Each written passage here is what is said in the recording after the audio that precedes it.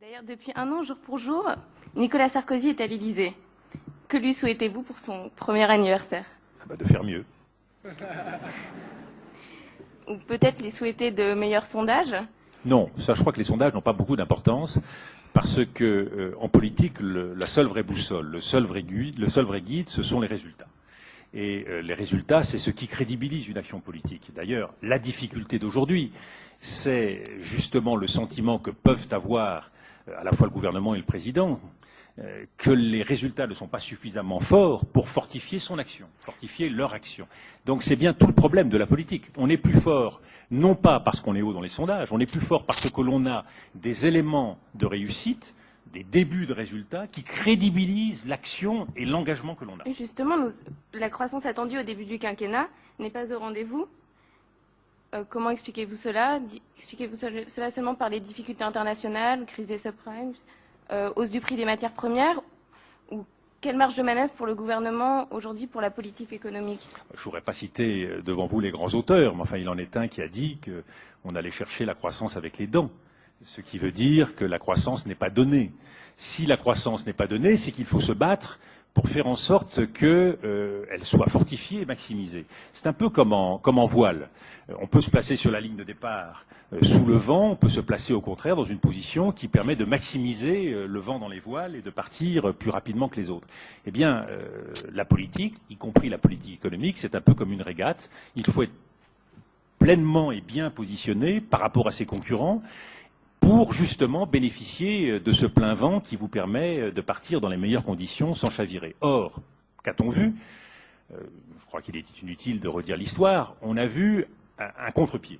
C'est toujours spectaculaire en politique, c'est-à-dire une analyse politique, une élection, une anticipation politique qui était celle d'un retour, voire d'une accélération de la croissance. C'était la pensée commune, donc il ne faut certainement pas en faire reproche au gouvernement et au président de la République, c'était la pensée commune. La croissance allait s'amplifier et allait revenir. Or, qu'est-ce qui s'est passé? Exactement l'inverse. C'est ça, un contre-pied, c'est vrai en foot, c'est vrai en rugby et c'est vrai en politique.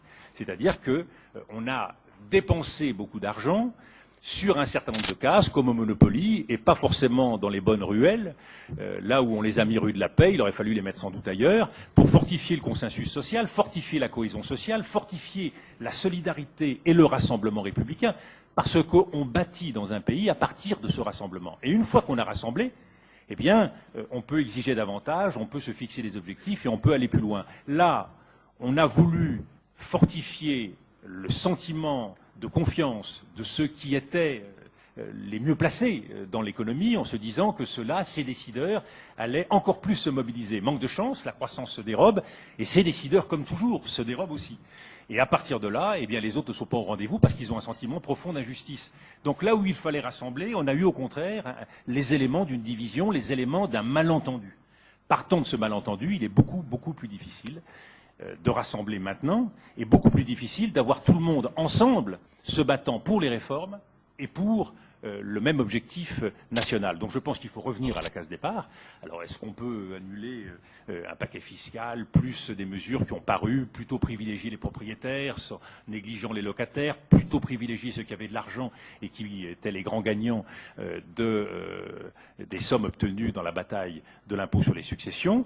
Est-ce qu'il faut revenir sur tout cela? Est-ce que c'est possible? C'est pas forcément facile. Ce qu'on peut faire par contre, c'est poser les bases d'un rassemblement qui dans la clarté, parce que je ne suis pas sûr que les prochaines années soient faciles pour la France. Nous avons des années économiques et sociales très difficiles, donc je crois qu'il faut le dire aux Français, partant de la rassembler, c'est-à-dire définir un certain nombre de mesures qui sont susceptibles de recréer ce rassemblement français, et tenir sur un cap de réformes lisibles, claires, choisies. 55 réformes, ça fait, vous le savez tous, au moins 55 millions de mécontents. Je ne crois pas que ce soit la meilleure façon d'avancer. Est-ce que, à travers 4 ou 5 réformes choisies, on ne peut pas mobiliser l'essentiel de la population française qui comprendra l'enjeu de ces réformes, qui y verra clairement la possibilité de résultats pour tous. Et si on s'entend sur ces réformes essentielles, on ne se dispersera pas. C'est autant d'énergie qui ne sera pas perdue. On ne se dispersera pas sur d'autres réformes. Est-il vraiment essentiel de se battre sur une nouvelle architecture institutionnelle aujourd'hui? Est-il vraiment essentiel de se battre sur une nouvelle diplomatie aujourd'hui, alors que la diplomatie de la France, depuis un certain nombre de décennies, fait consensus? Je crois que c'est beaucoup d'énergie perdue, beaucoup de divisions politiques, alors que l'essentiel, c'est de se battre sur un consensus économique et social pour faire entrer la France pleinement dans la mondialisation. Le paradoxe de la France, c'est que c'est un pays de conquête. Partout où vous allez dans le monde, vous trouverez des Français. C'est absolument sidérant. Vous allez en Patagonie, au pied des plus grands glaciers du monde, vous trouverez des Français, jeunes, moins jeunes, qui sont là et qui dominent très souvent, à travers leurs visites, la plupart des autres nationalités. C'est dire que c'est un esprit conquérant, ce sont des gens qui veulent aller et connaître le monde. Paradoxalement, nous sommes aussi l'un des pays qui a le plus peur du monde et le plus peur de la mondialisation. Comment se donner les outils? Comment fixer un horizon qui permette aux Français de se réconcilier avec ce formidable changement du monde, qui est à mon sens aujourd'hui un puissant accélérateur de justice sociale et de justice mondiale?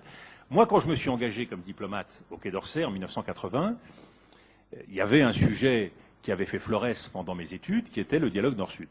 Ce sujet, je l'ai vu littéralement disparaître pendant toutes mes années diplomatiques. Disparaître de l'agenda. Le Sud avait disparu. Les problèmes de pauvreté, tout le monde s'en foutait. Et puis, aujourd'hui, vous voyez revenir les grands acteurs du monde, à un moment où la croissance fléchit. Quels sont les pays qui montent? Quels sont les pays qui portent l'avenir? Quels sont les grands décideurs? Dans quel pays vont nos chefs d'entreprise pour quêter de nouveaux marchés, quêter une participation au capital? Au Moyen-Orient, en Amérique latine, en Asie. Ça, c'est très réconfortant. Est-ce que nous avons des raisons d'avoir peur de l'Asie? Est-ce que nous avons des raisons d'avoir peur de l'Afrique? Est-ce que nous avons des raisons de déserter l'Amérique latine? Non. Nous y sommes à notre place. Nous parlons la langue de ces populations. Nous sommes défenseurs de principes qui sont des principes universels. Nous avons tout pour être justement dans ce nouveau monde qui est en train de se dresser. Alors ne laissons pas la place à d'autres, ne nous laissons pas guider frileusement par la tentation du repli, n'ayons pas le sentiment que nous vivrons mieux sur notre précaré, ce n'est pas vrai. Le monde a changé, il faut en prendre acte. Par contre, c'est comme aux cartes, il faut avoir les bons atouts, et ces atouts, nous les connaissons. Je crois que le grand enjeu de la France d'aujourd'hui, c'est de basculer vers ce nouveau monde, vers ce nouveau regard sur le monde dans lequel nous devons réussir. Juste pour revenir à l'économie à une échelle plutôt nationale, vous pensez que les marges de manœuvre existaient, mais qu'elles ont été gâchées en quelque sorte? Vous n'avez pas répondu vraiment à la question. Oui, j'y réponds très franchement, elles n'ont pas été saisies.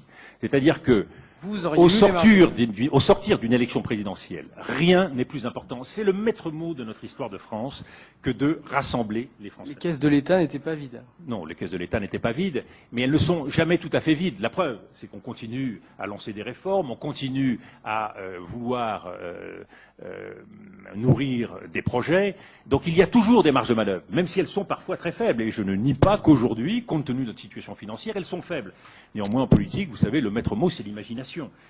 On peut toujours se donner un espace de manœuvre, partant de ces caisses vides que certains ont décrits pendant la campagne électorale, on a réussi à trouver 15 milliards. Bon, donc, ce qui prouve qu'il y avait 15 milliards à trouver. Ces 15 milliards, on les a bien ou mal utilisés, on peut ouvrir le débat. Vous avez le même point de départ, le même postulat que la gauche. Non, c'est la gauche qui a le même point de départ que moi. Le même point de vue. C'est pas tout à fait pareil. J'ai été le premier à porter cette critique et à considérer que cet argent n'était pas bien utilisé. Je ne revendique aucun droit d'auteur, mais je pense qu'il est plus facile de dire tôt les choses et qu'il n'y a pas beaucoup de vertu à donner des leçons après. Ceci dit, marge de manœuvre, elles existent toujours, c'est l'essence de la politique. Si on considère qu'il n'y a pas de marge de manœuvre, on ne fait pas de politique. Parce que n'importe quelle sentinelle ferait aussi bien que nous le travail qui reste à faire. Donc la politique, c'est de dégager des marges de manœuvre intellectuelles, culturelles, sociales, économiques. Mais il y a un point de départ qui, lui, est philosophique, qui, lui, est éminemment politique avec un grand P. C'est quand on engage une nation dans une grande aventure, le point de départ, c'est de rassembler. Et c'est de rassembler le plus largement possible. D'ailleurs, Nicolas Sarkozy ne s'est pas trompé, puisqu'il a lancé un concept qui est celui de l'ouverture. Je pense que cette ouverture s'est retournée contre la majorité. C'est-à-dire qu'on n'ouvre pas quand on débauche des hommes ou des femmes. On ouvre quand on s'ouvre sur des idées et que des hommes et des femmes vous rejoignent à partir d'un grand projet. C'est dire que la démarche, elle a été inversée. Autant ça avait du sens dans la campagne électorale de demander à M. Kouchner de nourrir le projet des droits de l'homme de la droite, autant ça n'a pas beaucoup de sens de demander à M. Kouchner d'entrer dans un gouvernement pour renier la philosophie qui est la sienne. Je pense que ça, c'est de l'ouverture à l'envers, parce qu'au bout du compte, ça rétrécit votre projet politique. Et le risque que vous prenez, c'est de voir les uns et les autres de l'ouverture vous quitter au moment le plus opportun pour eux, c'est-à-dire le plus défavorable pour vous. Donc, le jeu politique, au contraire, c'est de rassembler. C'est la clé. Est-ce que, au lendemain de l'élection présidentielle, il y avait des marges de manœuvre pour rassembler? Oui, la preuve, c'est qu'il y a des hommes et des femmes de la gauche qui sont venus. Est-ce qu'ils l'ont fait sur de bonnes bases? Non. Ma conviction, c'est que ce n'est pas sur de bonnes bases. Il faut que ce soit sur la base d'idées, de programmes, clairement signés. Aujourd'hui, vous le voyez bien, l'ambiguïté sur la politique menée concernant les droits de l'homme ou sur la politique étrangère brouille considérablement le paysage. Je crois qu'au lendemain d'une élection présidentielle, on est en droit d'attendre de la clarté, de la volonté, un itinéraire clairement dessiné, et je pense que c'est ce qui a manqué. Alors, ce n'est pas facile, donc ne jetons pas le bébé avec l'eau du bain, ce n'est pas facile. Est-ce qu'un an plus tard, on peut faire mieux? Oui, et la grande question aujourd'hui, c'est comment, partant des difficultés actuelles, on peut en profiter pour, avec courage, faire mieux. Là, à mon sens, il y a un deuxième point de départ, qui est le point de départ de la deuxième chance, et la politique, c'est le royaume de la deuxième, de la troisième et de la quatrième chance. Le général de Gaulle l'a connu, Napoléon l'a connu. Qu'est-ce que c'est qu'une deuxième chance en politique aujourd'hui? C'est tout simplement de dire la vérité aux Français. Est-ce qu'on dit la vérité aux Français aujourd'hui sur la situation économique du pays et sur la situation financière? Je n'en suis pas sûr. Est-ce que la situation est mauvaise, voire très mauvaise? Oui. Est-ce que les choses vont s'améliorer? Non. Partant de là, qu'est-ce qu'on fait avec les Français pour que les choses aillent mieux? Ma conviction, c'est que printemps, été, automne, voire année 2009 seront des années très difficiles. Est-ce qu'il suffit de se cantonner sur une politique de réforme tous azimuts pour que les choses, en attendant, aillent mieux? Je n'en suis pas sûr. Plus d'énergie, plus de volonté, plus d'adhésion, plus de lisibilité, plus de choix politiques, je crois que c'est indispensable pour que la réforme soit au rendez-vous des résultats, sans quoi nous aurons des réformes sans résultat, c'est-à-dire le crédit de la réforme usé par une absence de résultats. Et ça, en démocratie, c'est grave, parce que c'est la garantie au bout du chemin d'avoir une montée du populisme, une incompréhension et une perte d'adhésion démocratique. Mais est-ce que l'ouverture, ce serait de vous faire entrer au gouvernement une nouvelle fois, ou alors de vous confier une mission d'importance? Je crois qu'on a usé et abusé de ces techniques qui sont très sympathiques pour ceux auxquels elles s'adressent et ceux que ça amuse. Mais je ne crois pas que le jeu de la politique, ce soit ça. D'abord, personne n'est indispensable en politique. Je ne crois pas qu'en politique, on puisse faire des galipettes. C'est-à-dire, quand vous avez été Premier ministre, vous ne revenez pas jouer des utilités dans un gouvernement. Par contre, vous pouvez être utile dans un autre cadre. Le rassemblement, dans mon esprit, c'est pas ça. C'est pas donner à chacun un biscuit et donner à chacun satisfaction. C'est pas ça la politique. Même si très souvent, c'est celle en France d'une certaine tradition radicale ou centriste qui vise à satisfaire tout le monde, comme on satisfait les vieux canassons en leur donnant un sucre. Ça, une fois de plus, ça ne fait pas avancer les choses. Le rassemblement, c'est quoi? C'est de se concentrer sur une équation politique qui rassemble le plus grand nombre de gens possible. Est-ce que je peux, moi, comme gaulliste, être satisfait des coups de pique qui sont adressés à la politique et aux engagements traditionnels de la France, qui évoquent un retour de la France dans l'OTAN, dans une conjoncture qui est celle de l'après-Irak, qui est peut-être celle de la préélection de M. McCain, d'une pré-frappe en Iran? Est-ce que je peux être rassuré devant ce chemin qui se dessine vers la France, qui nous entraînerait en pilotage automatique vers une catastrophe? Est-ce que je peux être rassuré? Non. Est-ce que ça vaut vraiment la peine comme ça, tout de go, sans y avoir réfléchi, de se lancer dans cette aventure? Je ne crois pas. Donc, ça veut dire quoi? Concentrons-nous sur les sujets sur lesquels il y a un consensus national, et je pense que la réforme économique et sociale est susceptible de permettre ce consensus. Donc, une fois de plus, du bon usage de la réforme, de la bonne réforme, de la non-dispersion des énergies dans la réforme. Nous pensons tous qu'il faut moderniser notre pays. Nous pensons tous qu'il y a intérêt à avoir de bonnes universités. Plutôt que de mettre 20 ans à faire une réforme de l'université qui, dans 20 ans, sera totalement obsolète, essayons de la faire en 2-3 ans pour permettre à nos universités de passer un cap. Donc allons plus vite dans des domaines essentiels, l'innovation, la recherche, l'université. Allons plus vite en ce qui concerne la modernisation de l'économie française, la modernisation du dialogue social. Par contre, dans d'autres domaines, prenons notre temps. Donnons-nous le gage de la réflexion, faisons en sorte que les institutions qui ont très bien fonctionné depuis 1958 puissent continuer à fonctionner sans pour autant être martyrisées par de nouvelles réformes. Mais enfin, toutes vos vues sont très séduisantes, hein, mais concrètement, sur l'échiquier national, enfin, comment vous vous positionnez par rapport à Nicolas Sarkozy? Est-ce que tout ça, vous pouvez lui en parler directement, ou alors vous Non, mais avez... je vous le dis, donc je pense qu'il Oui, non, l'entend. mais je vais pas lui transmettre ce soir, donc... C'est bien dommage. Mais non, mais précisément, vous entendez jouer un rôle de militance de l'UMP, je sais pas, pour une Vous savez, future présidence La démocratie, c'est toute la vertu de la démocratie. C'est qu'il n'y a pas besoin d'être militant de l'UMP, d'avoir une bague en or ou une capuche éclairée pour jouer un rôle. Dans la démocratie, chacun peut s'exprimer, les choses sont reprises. Il y a deux façons, quand vous entendez le type de discours que je tiens, de réagir. Et tout dépend une nouvelle fois du degré d'ouverture, d'esprit et de la volonté qu'il y a de rassembler les Français. Soit vous dites, très bien, Villepin, il a un rôle d'opposant, il se cantonne dans un débat stérile, c'est ce qu'on dit beaucoup au sein de la majorité il y a 8-10 mois. Et aujourd'hui, il redit ce que moi je disais il y a 8 mois. Donc voilà, c'est une espèce de course un peu stérile où chaque fois que quelqu'un ouvre la bouche pour dire des choses qui dérangent, on tente à le marginaliser en disant mais ça ne compte pas parce que de toute façon il règle ses comptes.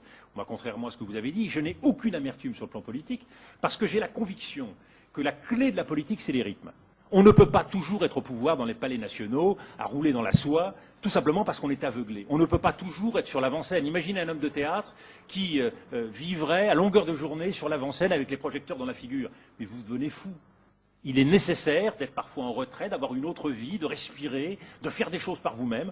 Moi, je monte aujourd'hui une société d'avocats, croyez-moi, c'est très instructif. Pendant des années, j'ai répété ce qu'on mettait dans mes notes, on crée en France une entreprise en 24 heures, je peux vous dire que c'est pas vrai. C'est pas vrai. Il y a une bureaucratie effrayante, il y a des réformes à faire du quotidien pour tout simplement permettre aux gens qui ont des projets de les mener à bien. Tout ça, si vous n'êtes pas dans la vie de tous les jours, si vous vous contentez de passer de votre voiture avec chauffeur à votre palais national, eh bien vous ne le voyez pas. Donc heureusement qu'on a une démocratie, on peut passer à travers des rythmes à des situations différentes. Néanmoins, on s'exprime, ce qu'on dit est repris par les médias, on vous écoute ou on ne vous écoute pas. Mais personne ne pourra dire que ce qui devait être dit à un moment donné n'a pas été dit. Et ça, c'est tout l'intérêt de l'engagement politique. Vous l'exprimez, on vous entend pas. Que vous soyez M. Besancenot, que vous soyez un communiste, que vous soyez de gauche ou de droite, vous vous exprimez, et les hommes politiques vous écoutent ou ne vous écoutent pas, mais c'est leur responsabilité. Au bout du chemin, c'est eux qui doivent rendre des comptes. On parle d'une élection on parle d'une candidature aux élections européennes de 2009. Si c'est le cas, alors, sous quelle étiquette? Sous quelle étiquette? D'abord, il était indéniable que les élections européennes vont être un enjeu tout à fait intéressant. Parce que je vois à travers les éditorialistes passer extrêmement rapidement sur la situation de l'Europe aujourd'hui. Parce que on est tombé d'accord sur le traité simplifié, on considère que la situation de l'Europe est réglée. Loin de là. Les problèmes sont devant nous. L'Europe est en panne depuis un certain nombre d'années et elle l'est, à mon avis, encore pour assez longtemps. Et quelles que soient les initiatives que l'on puisse prendre, à 27, tout est très long, tout est très lent. Imaginez, on pourrait être 27 autour de la table. Une table européenne, c'est à peu près une table comme celle-ci. Les présidents sont avec leur ministre des Affaires étrangères.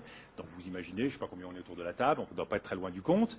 Donc, ou sans doute 27, c'est plus d'ailleurs, la table serait plus grande. Vous imaginez que vous donnez la parole 5 minutes à chaque délégation, vous imaginez ce que ça fait en termes de temps. Et quand vous parlez 5 minutes, c'est très extrêmement difficile d'avancer des propositions et de recueillir l'approbation de tous ceux qui sont autour de la table. Donc vous voyez, l'Europe, elle n'est pas sortie de l'auberge.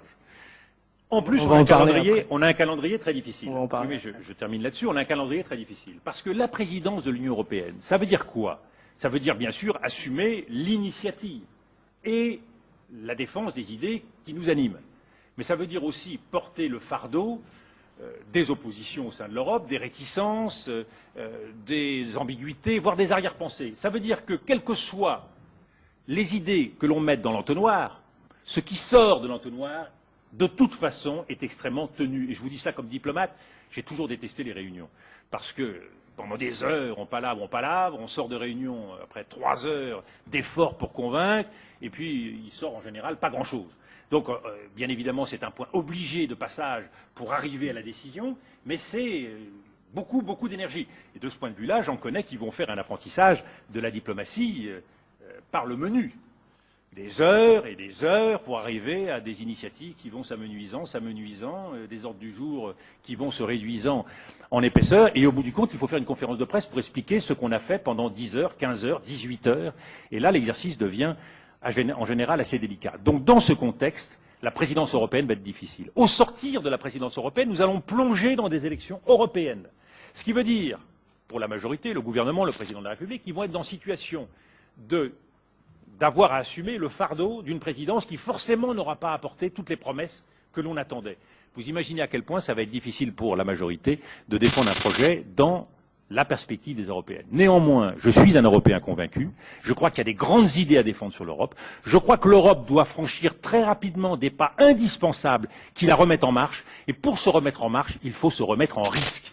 Et j'ai une conviction, c'est que l'Europe n'existera dans une identité européenne, on parle beaucoup d'identité nationale, et moi-même j'en ai beaucoup parlé dans un autre esprit que celui dans lequel le gouvernement en parle aujourd'hui, mais il n'y aura pas d'identité européenne tant qu'il n'y aura pas un président élu de l'Union européenne par tous les citoyens de l'Europe. Et je pense que l'un des grands enjeux des prochaines années, c'est cette présidence élue. Pourquoi ? Parce que quand vous voyez un problème diplomatique comme celui du Tibet, des Jeux Olympiques et de la Chine arriver sur votre table, et qu'il faut traiter à 27 ce sujet, vous imaginez dans quelle situation vous êtes. En gros, c'est passer le schmilblick chez le voisin. Et en général, les Français sont assez forts parce que c'est nous qui nous retrouvons avec le schmilblick et nous disons des choses qui évidemment ne satisfont personne. Et en plus, c'est nous qui supportons les conséquences maximales de ce qui est dit.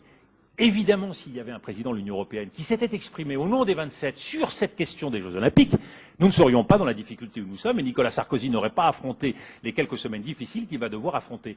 Donc vous voyez que sur ces sujets, droits de l'homme, sur les grands sujets, je prends aujourd'hui cette situation inacceptable qui est celle de la situation alimentaire du monde, des émeutes de la faim. Sur cette situation-là, on aurait un président de l'Union européenne qui pourrait dire et taper sur la table, dire écoutez, moi je n'admets pas que l'Europe se contente de quelques centaines de milliers d'euros. Je n'accepte pas que la politique agricole commune ne soit pas solidaire de la situation qui est celle du monde. Les choses bougeraient. Pas de voix. Un président qui passe, je vous rappelle aujourd'hui que nous sommes en présidence slovène, encore pour quelques semaines, donc vous voyez, si on applique la règle des présidences à la présidence française, les espoirs risquent malheureusement d'être déçus. Par contre, il y aurait une voix, une conscience en Europe, capable de porter cette conscience européenne dans le monde, tous les jours, 24 heures sur 24, soumis aux questions de la presse, eh bien je vous dis que l'Europe enfin existerait. Moi je suis pour une Europe qui affirme son identité, qui affirme son message et qui affirme sa puissance. L'Europe, ce n'est pas un appendice des États-Unis, ce n'est pas une Europe qui s'excuse d'exister auprès des États-Unis, et ce n'est pas une Europe qui se replie sous l'aile frileuse du parapluie militaire de l'OTAN.